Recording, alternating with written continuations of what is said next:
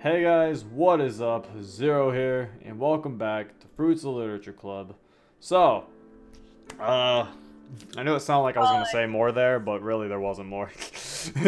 I guess I could say Chapter 5. We are technically still in Chapter 5. So basically, we are here to show off Sayori and Yuri's bad endings, because we picked their good endings the first tries. So now we're going to show off their bad endings, and also for people who don't seem to understand, Monica and Natsuki's route is not out yet, so, wait for that. For like the fifth time. Yeah, because some people still are like, where's the Fruits Natsuki route? And it's like, it's not out. So anyway, let's show their good and bad endings. Well, let's show their bad endings. So let's start with Sayori. Luckily, I got save files here. So, last time we decided to comply with him, but now this time we are going to grab our handgun like an absolute moron. It's gonna end in 5 seconds, watch. No, it won't. I decide I'm gonna need to grab my weapon. Kagan, do you really think this is smart? I mean, you were on the right track when you asked me earlier. How many of your men were in the forest? How many thought the same thing as you when they faced me? And how many of them died by my hands? All because they hurt Sayori. And guess what position you're in now, Kagan? The same as them. Do you think I'm scared of you?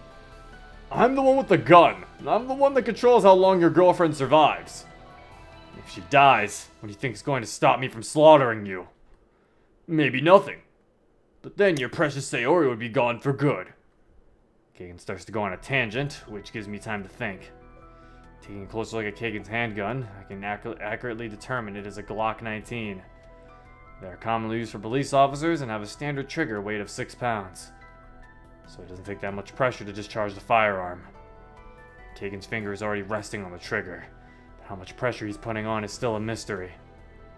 If I can manage to hit him in the T-box, well then I can bring him down instantly without worrying about his body spasming enough to pull the trigger on Sayori. The T-box is a small area that bridges in between someone's eyes and a little down their nose. If you can land a bullet into this hypothetical box, it will destroy the center of the brain and the central nervous system, causing instant death without the fear of cadric spasms. But the problem is, if you miss, your aggressor can survive a gunshot to the head and have enough energy or time to return fire. The actual area that I'm going to be aiming for is extremely difficult. Not even British Special Air Service operators, who are some of the best marksmen in the world, would risk such a shot.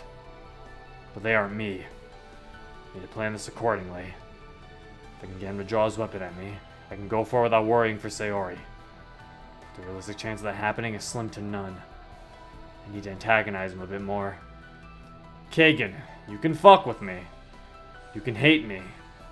You can try to kill me. But if you involve her, I'll show you no mercy. You'll fucking face the true extent of what I am. His face seems to hesitate for a moment, but then he stiffens back up and directs his eyes to mine. I know what you are. You're nothing more than a dog. A dog that's going to be put down very soon. Well, let me tell you something. This dog's been wearing a wire. What? And everything you've been saying has been recorded and listened to by the police. Any minute now, they'll be coming to this location, and you will not escape. Even if I die, you will not escape this. You son of a bitch! I look out the window behind him, and then I stare directly into his eyes. There is fear in them. I have him now. Looks like they've already arrived. Kagan shifts and looks behind him out the window, slightly pulling the barrel of his Glock away from Sayori's head. I reach to the small of my back, retrieve my own handgun, and raise it. As he turns his head back to me, I try to fire at my destination. The bullet strikes the side of his head as he recoils, causing it to tear through his ear. Out of reflex, he points his gun at me. One of the rounds that Kagan fires misses my neck just barely and strikes the wall behind me. But the other flies right through my left shoulder. The force of the bullet ripping through my flesh throws me off balance. I keep my focus on Kagan's head and fire again. He ducks at just the right moment so my round barely misses. I run up to both Kagan and Sayori and slam the butt of my handgun against Kagan's head, causing him to scream and release Sayori. I take my free hand and, ignoring the pain from its shoulder, I throw Sayori to the ground away from Kagan. Wrapping my left hand around Kagan's right, I try to keep his gun from tagging any part of my body. He grabs my right with his left, trying to do the same thing as I. We struggle for a moment as Sayori screams on the ground. 2 rounds pass through my stomach, sending me into an immediate shock of nausea. Shit, I'm hit again. I need to get this gun away from him. And there's only one way I can do that. I pull my left arm in, giving Kagan control of his gun again. I extend my right arm as far out as I can, and then bring my head down to his collarbone. Don't fuck with the dog if you don't want to get bit! Bringing down my teeth against his collarbone, I bite as hard as I can. All hesitation I once had now fades away as the adrenaline takes over from the severe wounds inflicted upon me. His skin tears as my teeth sink deeper until I make physical contact with his bone, but I continue to apply pressure. Ah! What the hell? I feel him fumble around with his gun, and I shove my knee against his armpit. He grunts, but out of the corner of my eye I see the Glock still in his hand. I can feel the hypothetical laser of it against my temple and slam my left hand down onto it. Another round flies through my left thigh. If I was a little slower, he would have shot me in the head and it would be over. I start to feel the flow of blood trickle up my throat. This isn't good. No matter what happens here, Kagan, I'm going to take you with me to hell. Using as much energy as I can, I back out hard enough till I feel a crack. Angling my incisors, I pull my head up and bring out a chunk of flesh and a large fractured segment of Kagan's collarbone. Ah! You! What the hell are you? He drops his gun at the sight and starts to panic. Letting the gibbed chunk of flesh fall out of my mouth onto the floor, I look him directly in the eyes. Your eyes! There's no way. I slam my forehead against his, which causes both of us to stumble to the ground. I manage to get on top of him before slamming the butt of my handgun against his temple. He swings back, striking me in the arms a few times, then in the face. But I don't feel the blows. I throw my handgun across the room and wrap my arms around Kagan's throat and squeeze. Ah! Ah! Get off me, you freak! His face starts to turn blue as I squeeze tighter and tighter against his windpipe. The squeaks he makes as his last breath exits his lungs only agitate me further. You hurt Sayori. You ruined the only peace that I wanted. And you threatened me like you own me. You don't own me, Kagan. It's funny how you said I was a dog earlier. But you're the one pleading with me as you die like a dog. It's a dog-eat-dog world, Kagan. Only the strongest survive. His grip on my arms weakened considerably and he turns his head to Sayori. The blood that's pouring out of my stomach, mouth, thigh, and arm are starting to make me feel dizzy. A tear rolls out from his eye as he stops moving completely. His arms fall limp and drop to the ground. Releasing the grip on Kagan's corpse, I let myself calm down. Sayori sits up and continues to cry into her hands. I raise myself off of his body and feel extreme dizziness overcome me. I can't stand up. I don't have the strength to. Rolling myself off of Kagan's body and towards the middle of the room, I turn my head to Sayori. Zero? She crawls over and places my head on her lap. The adrenaline starts to wear off and my wounds begin to sting. And oh dear God, do they sting. Sayori dials 911 on her phone and holds it to her ear. After a few minutes, Sayori ends the call and gently rubs my hair with her hand. Zero, it'll be okay. The paramedics are coming to help. Sayori. Yeah? Raising my good hand up near my chest, I grasp her hand and intertwine her fingers. You're a strong girl. Uh-huh. I want you to stay a strong girl. It's getting hard to breathe. The blood in my throat and mouth does make it hard to breathe and swallow, but it's not enough to the point that I'm asphyxiating from it. But internal bleeding and severe organ damage are evident. I will be a strong girl, but I need you with me. You can't leave me. I'll be okay. It doesn't hurt anymore. It doesn't?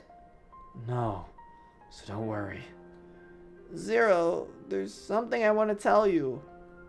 What is it? Thank you for putting up with me. All of this time. I know I haven't been the most normal person around you, but that's because you really made me happy, and I knew I could rely on you. And when you joined the literature club, I had a reason to get out of bed in the morning. I love you, Zero. Sayori, I'm the one who should be thanking you. You've helped me realize that I don't need to be alone.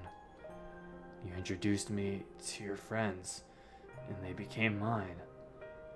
I finally had a reason to stay involved. Sayori, I love you too. The pain finally begins to numb completely. I look into Sayori's eyes one last time. Strange. I can't feel anything else but a tear that rolls down my cheek. Zero. Zero! No!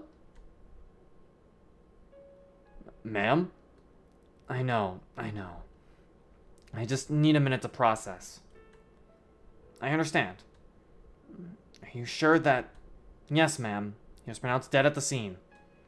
God damn it. I rest my face in my hands and fight the stinging at my eyes.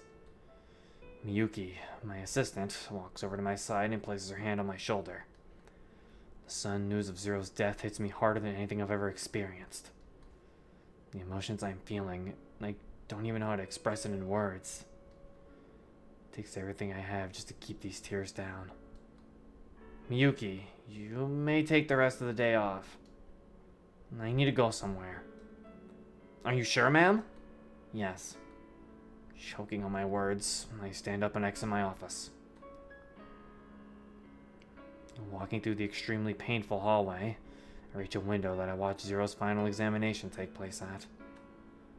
Ashen and I stood right here until it was completely over. And looking back on it now, I'm the only one left. I force myself to ignore and swallow my emotions till I get to my car. Maintaining my emotional resolve, I drive to another familiar place. Pulling my car over into a small dirt lot, I walk out and head into a secluded part of the lake. Each step on the one deck makes it harder and harder to keep my composure. When I reach that part of the railing, I lose it. I can't hold back my emotions anymore. I can't hold back my tears anymore. I can't hold back my regret anymore. The pain and loss of losing one of the only people I had left weighs too much on me. First Ashley, and now Zero? The two people who made my life bearable and the reasons I would put up with everything every day. Especially him. Me and him always had our moments and our arguments, but that was just our thing. We would push each other around and always have some sort of laugh afterward. He became a boy that I generally enjoyed to be around, and I don't like to be around that many people. I watched him grow up. I helped develop him into the man he became. But what he became got him killed. I couldn't protect him like I promised, Ashley. Slamming my fist against the railing over and over again, my emotions forced themselves out. All the worry I hid away from Zero made it seem like I didn't care about him. I always felt like I was annoying him whenever I did show him worry. So, I did my best to restrict that so I didn't do anything I regretted. But it turns out, that was my biggest regret of all. I love you, Zero. You're always like my nephew. And I wanted to give you everything you wanted, including the normal life you desired. I'm sorry it ended this way. I'm so sorry.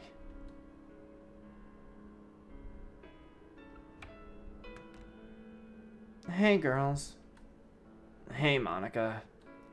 Hi. No Sayori again, huh? No. She hasn't been to school since it happened. Yeah, I talked to her yesterday morning, and she didn't sound too good. I offered to come over and keep her company, but she refused. I can't even imagine how she possibly feels about this. We all lost someone special to us, but to her he was probably more important than anything else. And he died saving her. I'm gonna miss how he would always find ways to surprise us. Even if it was about the simplest things. He was there for all of us. It's gonna take some time to get used to just us four. You mean 3. After the appropriate time to grieve, I think it's important we all let Sayori know that we're here for her. She is our friend after all, and we should do whatever's necessary to help her through this. I agree. Losing someone you care for very deeply is not an easy thing to overcome. Especially if they're the only person that protects you. Natsuki looks off to the side, avoiding eye contact with the other. Oh, who's this? This is narrator. Natsuki looks off to the side, avoiding eye contact with the other girls. Yuri pats Natsuki gently on her shoulder, but she shrugs her hand off a second later. Nevertheless, I think we should take this time to write some poem pieces about this. I think this would be a good way for all of us to help get our emotions out in a healthy manner. That's a good idea, but do we have to show them to each other? Yeah, I don't want anyone else to know how I... She trails off her sentence. After a moment, she regains her composure and then stiffens her face. Huh? Sayori? Sayori stands at the door of the club room, tears dripping down her cheek, with which her red eyes cry. Monica! Sayori rushes to Monica and wraps her arms around her. Sweetheart, it's okay. It's okay. Sayori's cries of despair and sadness bring tears to each of the other girls. Monica wraps her arms around Sayori and gently rubs her back. I loved him! I know you did, Sayori. I know you did. The world, it was so much brighter with him around. We talked about going to places together. We talked about watching the rain together, about spending our lives together. And now... Sayori slides towards the floor, Monica dropping to her knees with her. In Sayori's hand, Monica notices her clutching a piece of paper. The top of the paper reads, "Where this road has brought me." And after seeing that, Monica can't bear to hold back tears anymore either. Both girls sit on the floor crying together. Yuri and Natsuki walk over and hug both Sayori and Monica. Sayori looks out of the clubroom window and into the rain. All she can see are more rain clouds. Well, there we go. Aww. Well, that was upsetting, I guess. Yes. What? That was sad anyway. I mean, it was well written, I guess. I have a problem with it, though. What's the problem? So, the MC at one point talks to Kagan saying, like, you know, he says, so, you know what's gonna happen when you kill Sayori. He's like, I'm gonna kill you. And he's like, well, I'm not afraid of that. So, clearly, Kagan is like, he's like, because you're gonna lose your precious Sayori. So, clearly, Kagan doesn't care about his own life. So, why would he be afraid of the cops showing up? Maybe he thinks he's just bluffing. That doesn't make sense! If Kagan was like, I don't care, you're gonna lose your precious Sayori, and he keeps calling MC a monster, he knows MC can kill people, so he knows that he's gonna die. So he very well is okay with dying. Why would he be afraid when the cops show up? Maybe he'd rather die than go to jail. He could just shoot himself. He could just shoot Sayori and then the MC will kill him. I don't know. It doesn't make sense. I guess you're right. Like, why is it? I'm ready to die. Oh no, the cops! Dying, I'm okay with. Not the federal police. Yeah.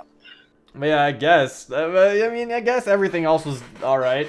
I feel like they were explaining a little too much on why we should be sad and not showing us them being sad. I kind of got that from Julia a bit. Like, I kind of felt like she was more or less explaining why she's sad, and I'm like, okay, I feel like we didn't need that. Wait, hang on though. When someone dies though, think about that stuff. You do, but so the way she was talking felt very exposition heavy. What do you mean? Like, she was just like, I watched him grow up. I watched him do this. This is where I saw this. Or it's like, I failed her. Yeah. But it didn't feel like actual. Like, I know that's some of the stuff people say, but it didn't feel genuine. It didn't feel like actual dialogue, you would say. It felt like she was just saying this stuff because we had to know why she was sad. Oh. Like, it was more or less. It wasn't following show, don't tell. It was like trying to tell us why she's sad. And it's like, I can understand why she would be sad. Like, it's kind of feels like the reader's dumb. Makes, like, the person think, like, they're dumb and they won't know why she's upset about this. By the way, MC's dead. Yeah, by the way, you remember, by the way, she knew MC for a while. It's like, we know she knew MC for a while. We'll know why she said. By the way, remember what happened 30 seconds ago? Yeah, I don't know. But it was good for a bad ending overall. I mean, it had its moments. It was sad. I I didn't mean, cry, but I mean, it's not that hard to make sad, but yeah, I was like, it was sad. it was big sad. I was like, I mean, it was sad. I don't know if it was big sad. It was sad.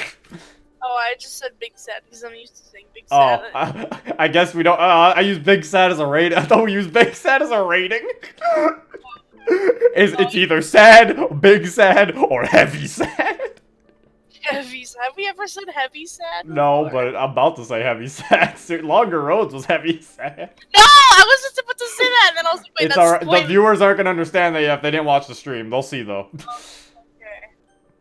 Anyway, let's do Yuri's now.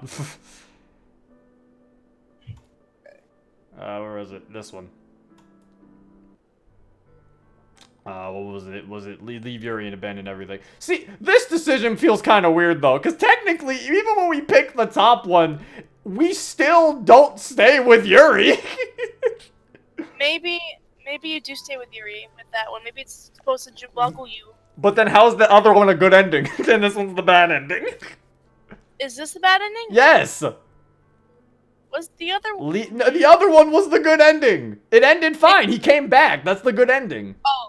Well, maybe in this one that he leaves forever instead of the 6 months. But still, you leave in both. I feel like it's a cop-out. Pick it. I feel like it's a cop-out. As much as I absolutely wish to defy Julia, I can't. That would make things worse for Yuri and the girls. I'd be taken into custody and kept away for a long time, and make things ultimately discourseful for Julia, too. Damn it. All I wanted was just to be happy and live a normal life. Just when that was within my grasp, it's taken. I lower my head and nod to Julia. When are we leaving? After your discharge from here. It's around a week then? Maybe less. I'm really sorry. Yuri turns and runs out of the room. Seeing her leave hurt me a lot more than I expected. I can barely bring myself to lift my head. I'll take care of the arrangements. You just rest up. When you're discharged, I'll give you time to say goodbye. You do know it's going to destroy me, right? There's no other way. It's better this way. Trust me. It's kind of hard to trust you now. Julia looks away, evidently hurt by my words. But right now I can hardly care. Just go. I want to be alone for a while. I see. Without saying another word, she turns and silently walks out of the room. Unable to really contain my emotions, I lean forward and rest my head in my hands. Not only have I created a life here with Yuri in the literature club, but I forced myself to walk away from them, to leave them behind, to abandon it all. You're always the reason for misfortune. I mean, look at you, boy. You got that poor girl's hopes up just for you to so cruelly stomp them back down. Hell, keep this up and you'll be just like your old man. No matter where I am in life, I have a reason for living that I'm not able to change. My life, my person, my existence belongs to Julia and the company. And as much as I want to reclaim it as my own, I have no power or authority to do that. More importantly, I belong to Julia. Since both she and Ashley raised me and gave me the life I have now, they provided a starving, dying child with a new chance of redemption. Now I'm a revenant. It's entirely possible that I don't deserve a normal life. I am what I am. Doesn't matter how far I run or how much I hide. I will always be what I am. A tool for others to use for their own benefit. Trying to force myself into believing those words, I give myself a pretty bad headache. Lifting my head off of my hands, I lean back onto the bed and stare out the window.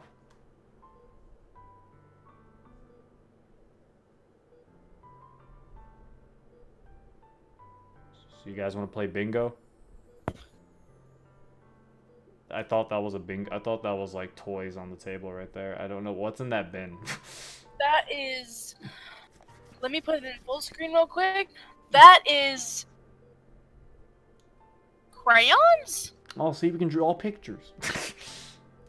Is that what that is? Probably. Band-Aid? It looks like crayons. I can see it being like colored pencils or something. What's that thing beside it? A plant. No, inside of the bin, idiot. Oh, paper?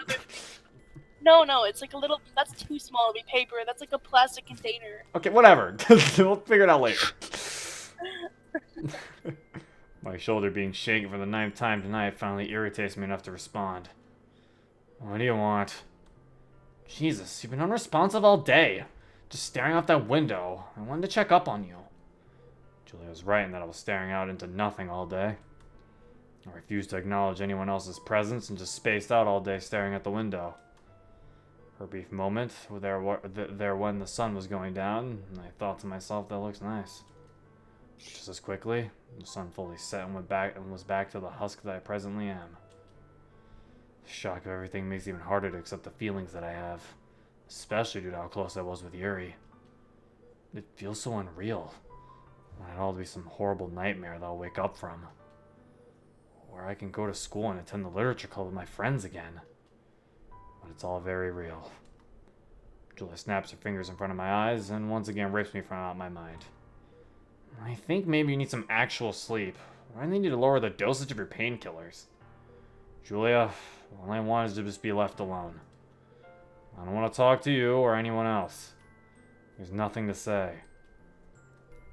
Well, isn't this a case of deja vu, huh? When Ashley and I first picked you up, you never spoke. Do you remember what you justified it as? Yes, I do.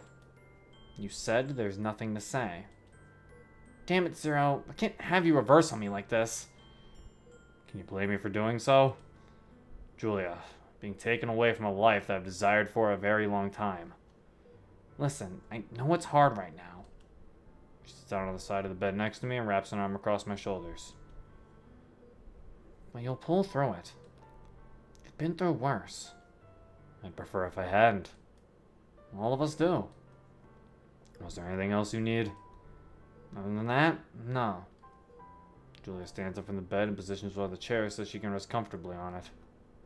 Finding her groove, she places both her feet at the end of my bed. Staying here again? Mm-hmm. Although it may not seem like it, Zero, I still care about you a lot. It might help to have someone with you for a while. Whatever you say. I turn my head and stare back out the window into the darkness.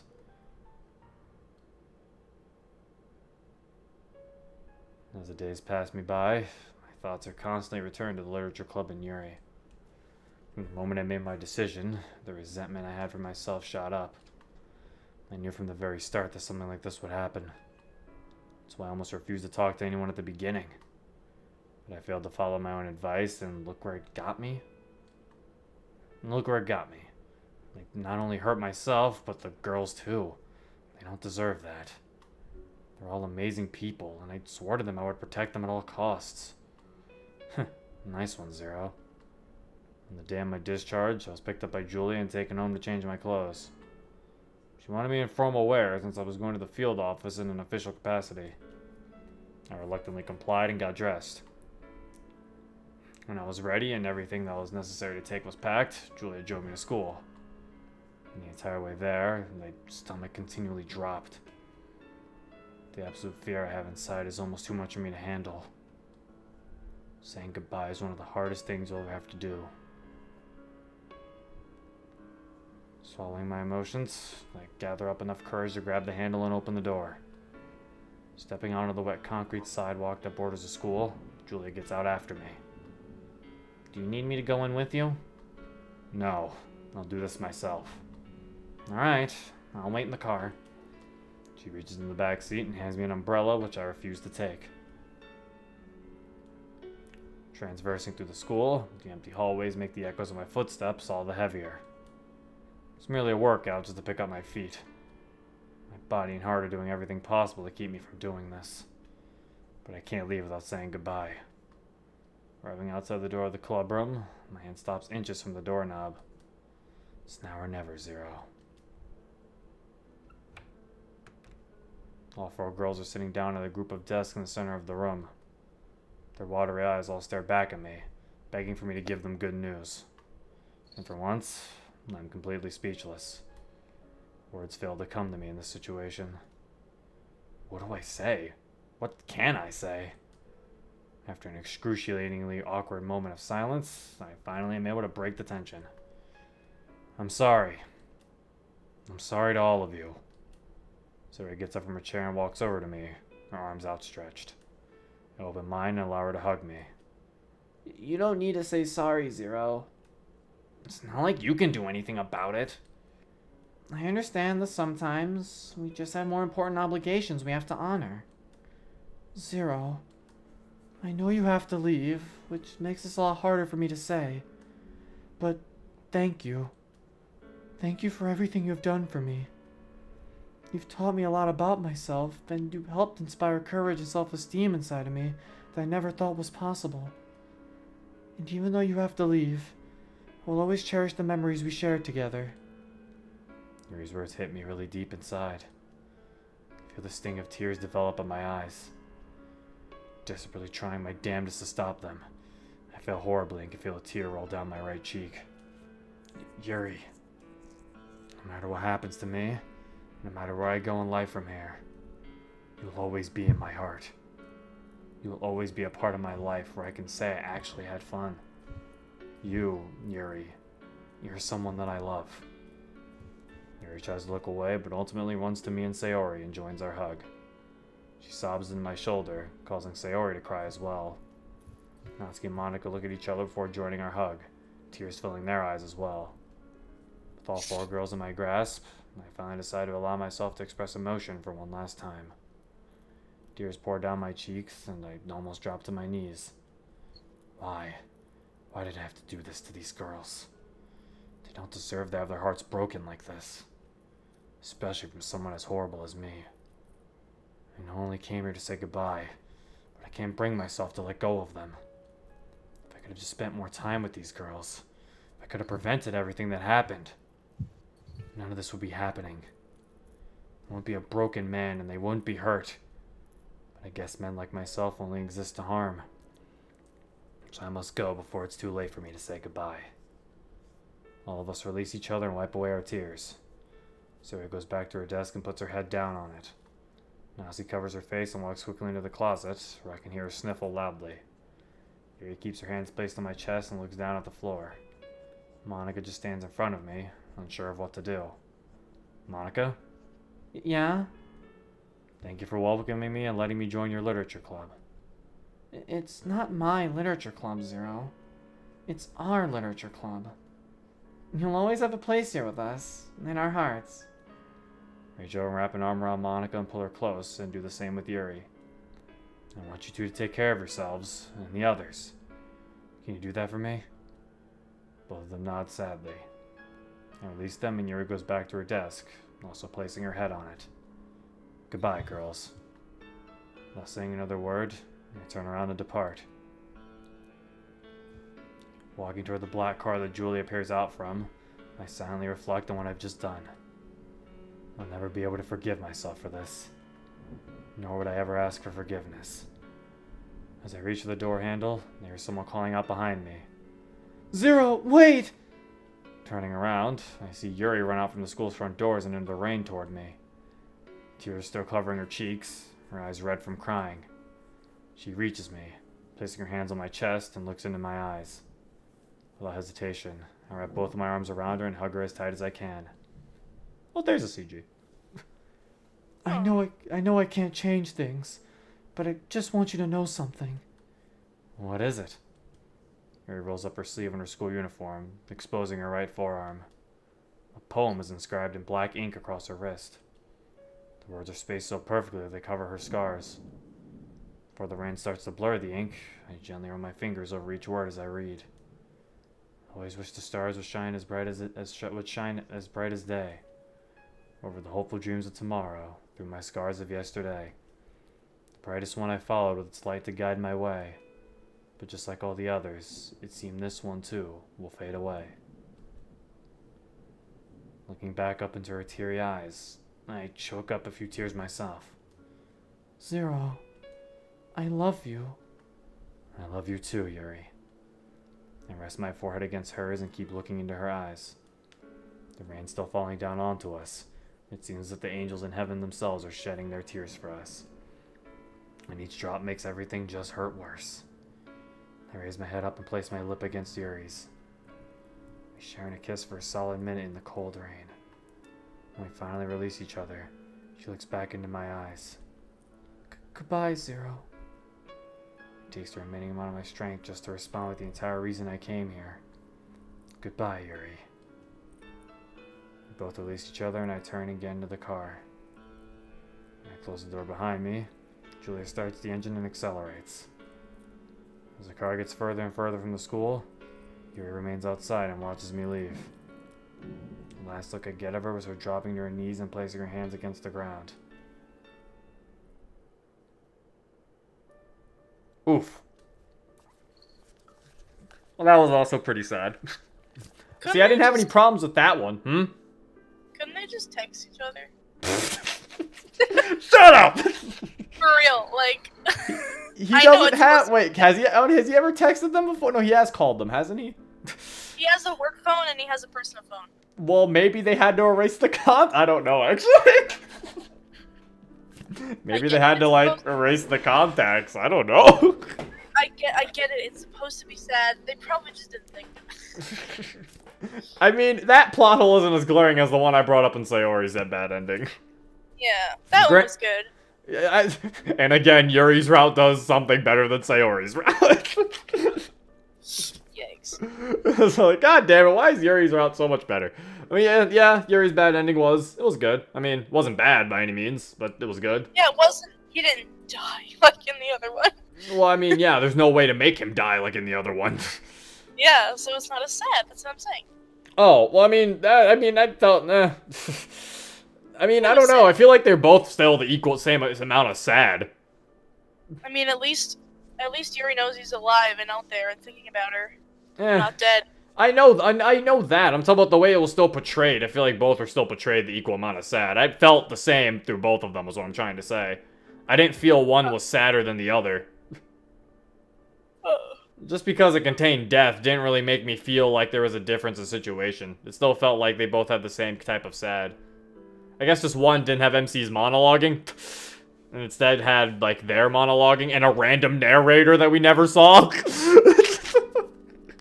That part tricked me out. I was like, wait, who the fuck's talking?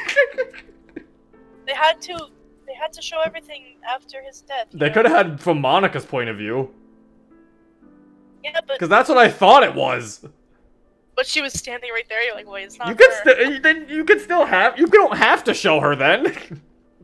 Yeah, that's what I'm saying. Yeah, that's what you didn't have. But wait, even when it showed her, it tricked me out because I was like, who the fuck is talking?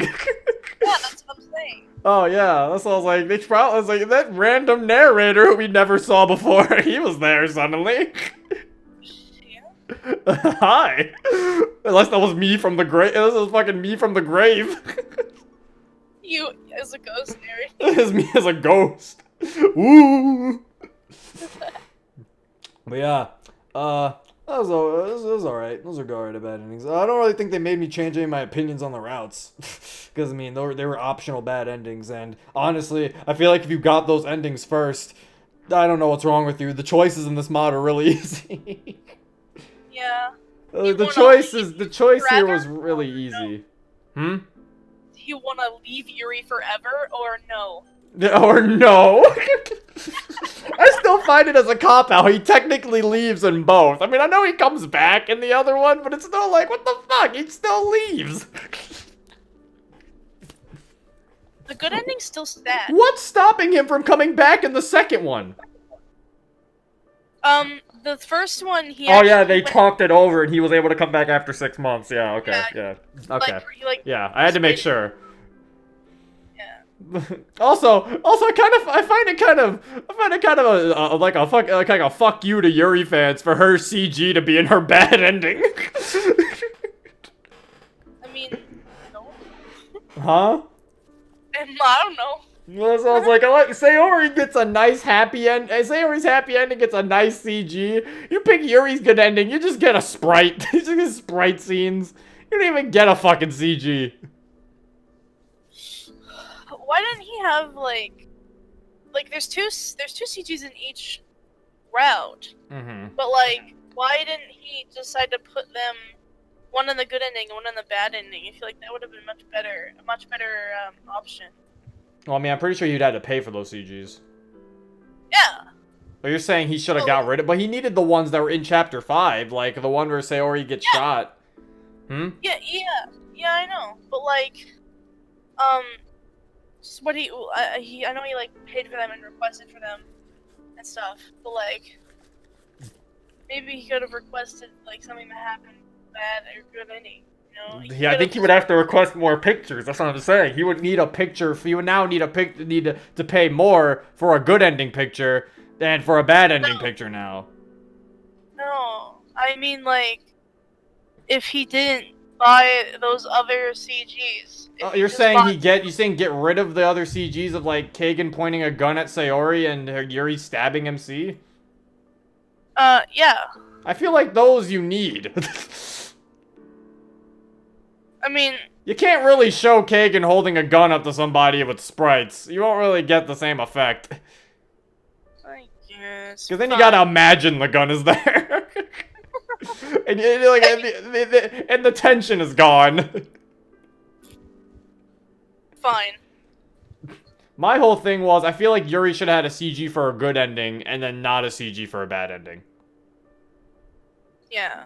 Like, if you had to only have, you could only, like, just using the, so that he didn't have to pay extra money. It's like, I feel like he should have asked for Yuri's CG to be for a good ending instead of for a bad one. Because it feels, like I said, it kind of feels like a fuck you to Yuri fans. It's like, you gotta pick the bad ending for her to get another CG. And it's a sad one. So now both of Yuri's CGs are basically sad. Yeah. And I'm like, that kind of sucks for Yuri fans. Yeah. That kind of sucks for Yuri, but yeah. Anyway, I guess now we're officially done with Sayori and Yuri's routes. I already gave my final thoughts in the last video for this before, but yeah, that is it. Hope you guys enjoyed. I will see you when at least we'll see fruits when Monica and Natsuki's route come out. In terms of other mods, yeah, I can actually start recording other mods for now, so we'll see about that. But anyway, that is it. Hope you guys enjoyed. If you want to play this for yourself, links in the description down below. This has been Zero. Peace. I'm a chef at this masquerade, hiding this place of mine, free for you to draw. I'm a chef, what a should I be? But don't take off my mask, revealing dark.